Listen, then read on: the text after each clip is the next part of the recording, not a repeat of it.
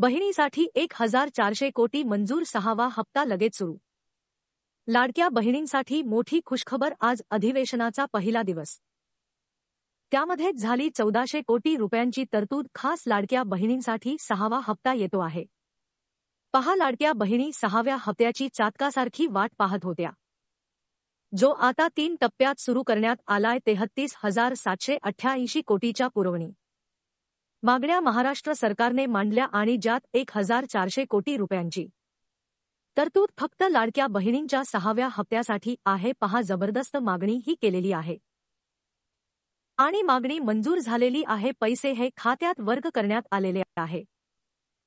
लाडक्या बहिणींसाठी 3 टप्प्यात हे पैशांचं वाटप होणार आहे। पहिला टप्पा हा आधीच सुरू झाला होता, 2 दिवसापूर्वी त्याचे पैसे तुम्हाला आले नसतील तर कमेंट करा, पण इथून पुढे आज, उद्या, परवा आणि त्यानंतर म्हणजे 3 ते 4 दिवसात हे पैसे समस्त माता भगिनींच्या खात्यात येणार। 2,34,00,000 महिलांपैकी काही महिलांची नावे गायब झालेली आहेत, काही महिला अपात्र ठरलेल्या आहेत, पण या 12 बँकेत हे पैसे जमा होणार। पोस्ट ऑफिसचं जर खातं तुमचं असेल तर व्हिडिओ शेवटपर्यंत पाहत राहा, कारण की आता उशीर होणार नाही। मंत्रिमंडळाचा विस्तार होता क्षणी पैसे आम्ही देऊ असं सांगितलं होतं आणि पहा, अधिवेशनाची सुरुवात होता क्षणी जबरदस्त निर्णय घेण्यात आलेला आहे। समस्त माता भगिनी प्रचंड खुश। मुख्यमंत्री लाडकी बहीण योजनेअंतर्गत महाराष्ट्रातले मासिक हप्ते 1,500 रुपये आणि 2,100 रुपये करण्यात आले आणि ज्यासाठी वाढीव निधी लागत होता तो निधी मंजूर झालाय।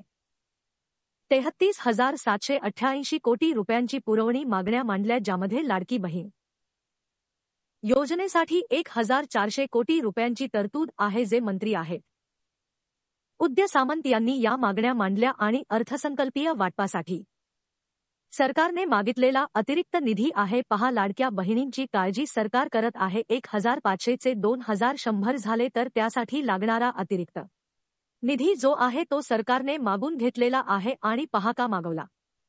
हा मागील अर्थसंकल्पात लाडक्या बहिणींसाठी 1,500 रुपयाचा हप्ता होता आणि ज्यासाठी 46,000 कोटीची घोषणा आधीच्या वर्षी त्याच्यात केली होती। पण लक्षात घ्या, आता हप्ता 600 रुपयांनी वाढलाय, म्हणजेच अर्थात 600 रुपये जास्त लागणार आहे। पण 2,34,00,000 महिलांसाठी 600 रुपये जर धरलं तर जवळपास 1,400 कोटी येतात। कॅल्क्युलेशन करून पहा, सरकारने एक्स्ट्राचे पैसे मागून घेतले म्हणजे 1,500 रुपये सरकारकडे आधीच होते, पण 600 रुपये प्रति महिलांना देण्यासाठी ही तरतूद करण्यात आलेली आहे। कॅल्क्युलेशन करा, 2,34,00,000 1,400 कोटी भागिले 2,34,00,000 करा, जवळपास 600 रुपयाच्या आसपास हे गणित येत आहे। आणि जबरदस्त पहा, लाडक्या बहिणींसाठी आता हा निर्णय घेतला गेलाय, 6वा हप्ता हा येणार। पहा, चातकासारख्या महिला वाट पाहत होत्या, केव्हा हप्ता येईल, केव्हा हप्ता येईल। पण पहा, मंत्रिमंडळाचा विस्तार होण्यापूर्वी हे काय पैसे येणार नव्हते, पण लक्षात घ्या आता कोणत्या बँकेत पैसे येणार, कोणत्या जिल्ह्यामध्ये हे पैसे येणार, कोणत्या महिला यादीतून गायब झालेले आहेत, कोणत्या महिलांची पात्रता यादीतून निकषातून त्यांना वगळलेला आहे।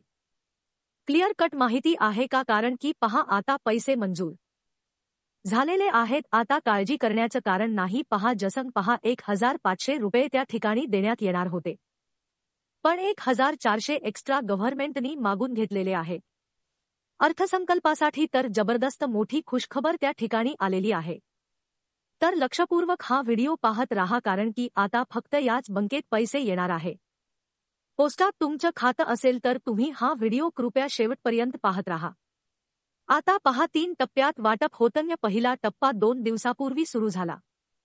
2 दिवसापूर्वी हा टप्पा सुरू झाला। पहिल्या टप्प्यामध्ये तुम्हाला पैसे आले का? कारण की पहा, काल, परवा आणि त्याआधी म्हणजे 3 दिवसापासून हे चालू झालंय।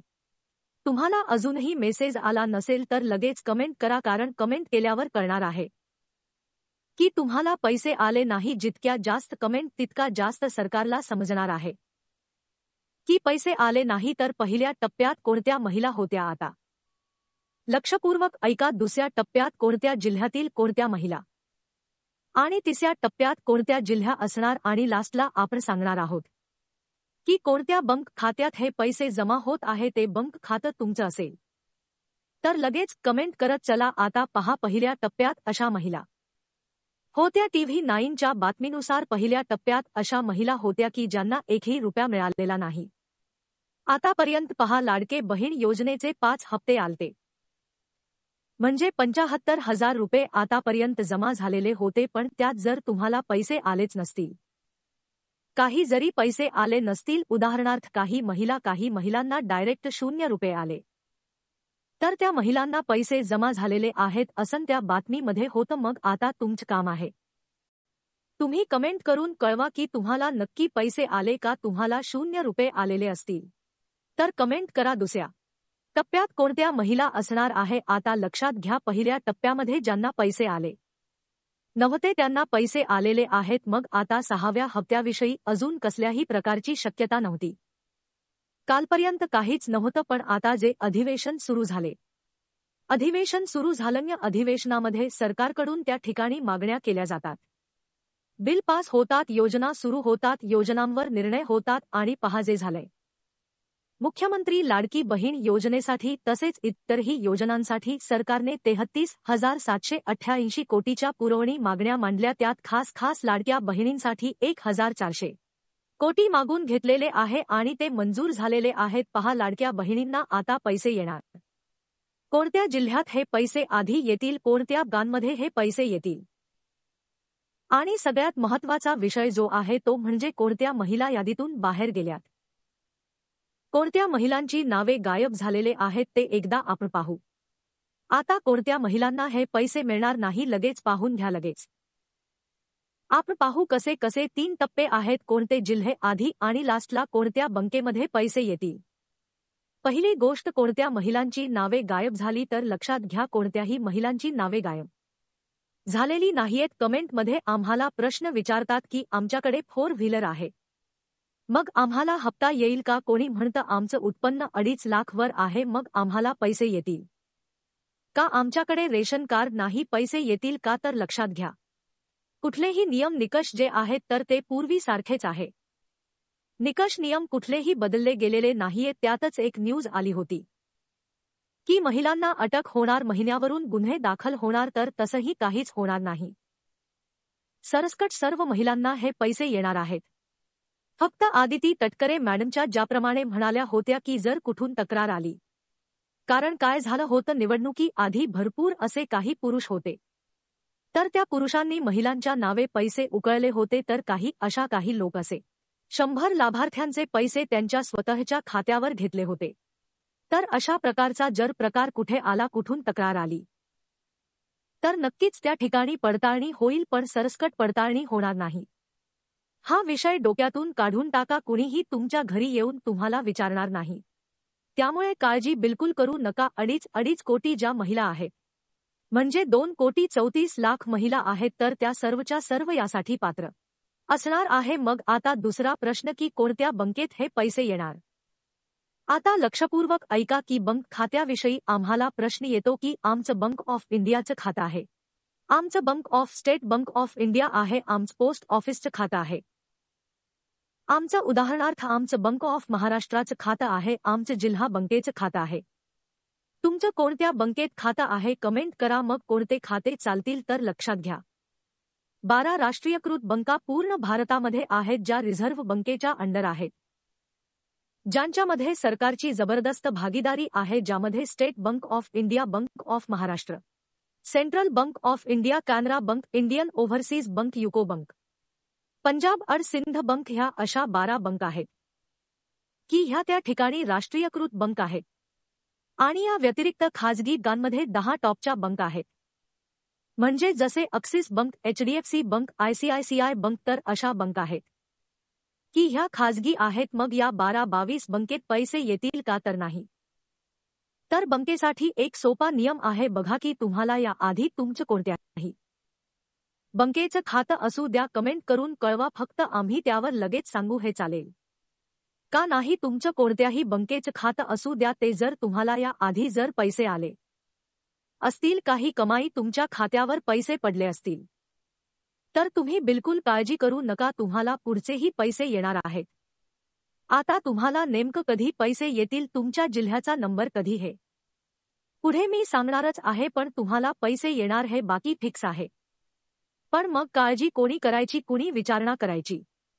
बँकेत जाऊन. तर त्या अशा महिला आहेत की ज्यांचं म्हणजे ज्यांनी अर्ज भरला, अर्ज अप्रूव्ह झाला, अप्रूव्हचा मेसेज आला, सर्व गोष्टी क्लिअर आहेत. पण ज्यांना एकही रुपया अजून जमा झाला नाही, एकही रुपया जमा झाला नाही, तर अशा महिलांनी आपलं पासबुक आणि आपला आधार कार्ड घेऊन बँकेमध्ये तात्काळ जायचं आहे, कारण की 1400 कोटी रुपयाची तरतूद तुमच्यासाठी सरकारने करून घेतलेली आहे. आणि ज्यामुळे पैसे येऊन जातील, त्यामुळे आता बँकेत गर्दी होण्याची शक्यता आहे. त्यामुळे तुम्ही लवकरात लवकर जाऊन तुमचं आधार लिंकिंग करून घ्या आता. तुम्ही म्हणाल आम्ही तर सगळं केलं आहे, पण लक्षात घ्या पुणे जिल्हा आता पहा. तुम्ही पुण्यातून बोलताय का? कमेंट करा. पुणे जिल्ह्यामध्ये 21 लाख महिलांनी अर्ज भरले होते. 21 लाख महिलांनी अर्ज भरल्यापैकी 70,70,000 महिला अशा आहेत, माफ करा 70,000 महिला अशा आहेत की ज्यांचं आधार लिंकिंग अजूनही झालेलं नाही. पहा, आपण आपल्या व्हिडिओच्या माध्यमातून कित्येक वेळा सांगितलेलं आहे की आधार लिंक करून घ्या. बँकेला कसं करायचं ते देखील आपण व्हिडिओमध्ये दाखवलेलं आहे. तुम्हाला त्यावर व्हिडिओ लागत असेल तर कमेंट करा. आपण परत एकदा व्हिडिओ बनवूयात. 70,000 महिला एकट्या पुण्यातून आहेत. मग लक्षात घ्या, अजूनही 70,000 महिला जर असतील तर तुम्ही ज्या जिल्ह्यातून, कुठल्या जिल्ह्यातून बोलाल तर कमेंट करा. पण तुमच्याही जिल्ह्यात अशा महिला असू शकतात आणि ज्यात तुमचंही नाव, ज्यामुळे तुम्हाला अजूनही पैसे आले नसतील, तर त्यामुळे कदाचित तुम्ही एकदा हे चेक करून घ्या. दुसरी गोष्ट, बँक खात्याच्या बाबतीत अशी चेक करा की तुमचं बँक खातं नक्की चालू आहे का? बँक खात्यात मिनिमम बॅलन्सचा काही प्रॉब्लेम आहे का? बँक खात्यामध्ये काही विशेष काही अडचणी आल्या आहेत का? तर नक्की हे चेक करा, कारण की 6व्या हप्त्यासाठी जी पैशाची जी तरतूद होती, तर ती आता पूर्णपणे होतानी दिसत आहे. नक्कीच आपल्याला येणाऱ्या 2 दिवसात, 3 दिवसात, म्हणजे आता हप्ता सुरू झालाय, या हप्त्यामध्ये तुम्हाला नक्कीच हे पैसे पाहायला मिळू शकतात. तर त्यामुळे नक्कीच तुम्ही तुमच्या बँक खात्याचे प्रॉब्लेम असतील, तुमच्या आधार लिंकिंगचे प्रॉब्लेम, बँक खात्यामध्ये थोडसं पैसे राहू द्या. पोस्ट खात्याचं तुम्ही यासाठी उघडलं असेल, उदाहरणार्थ योजनेसाठी, पण त्याच्यामध्ये काहीतरी मिनिमम बॅलन्स राहू द्या. रुपे पोस्टामध्ये जाऊन विचार करा की याच्यामध्ये मिनिमम बॅलन्स किती पाहिजे. नाहीतर काय होतं, बऱ्याच वेळा खात्यामध्ये पैसे राहत नाही आणि मग ते खातं बऱ्याच वेळा इनॅक्टिव्ह होऊन जातं. तर त्यामुळे अशा प्रकारे ते इनॅक्टिव्ह होऊ नये म्हणून त्याच्यामध्ये काहीतरी मिनिमम बॅलन्स विचारून त्यामध्ये टाकून ठेवा, जेणेकरून ते खातं जे आहे ते निष्क्रिय होणार नाही. आणि योजनेचे जेव्हा पैसे सोडले जातील तर ते बँकेच्या प्रक्रियेमध्ये अडकणार नाही. तर याची दक्षता तुम्ही लवकरात लवकर घेणे गरजेचं आहे. नक्कीच तुम्हाला येणाऱ्या 2 दिवसात, 3 दिवसात पैसे येतील. पण पहिल्या टप्प्यातले तुम्हाला पैसे आले का? नक्की कमेंट करा, कारण कमेंट केल्या शिवाय त्या ठिकाणी समजणार नाही तुम्हाला पैसे आले की नाहीत. असेच नवनवीन व्हिडिओसाठी चॅनलला सबस्क्राईब करून ठेवा. धन्यवाद.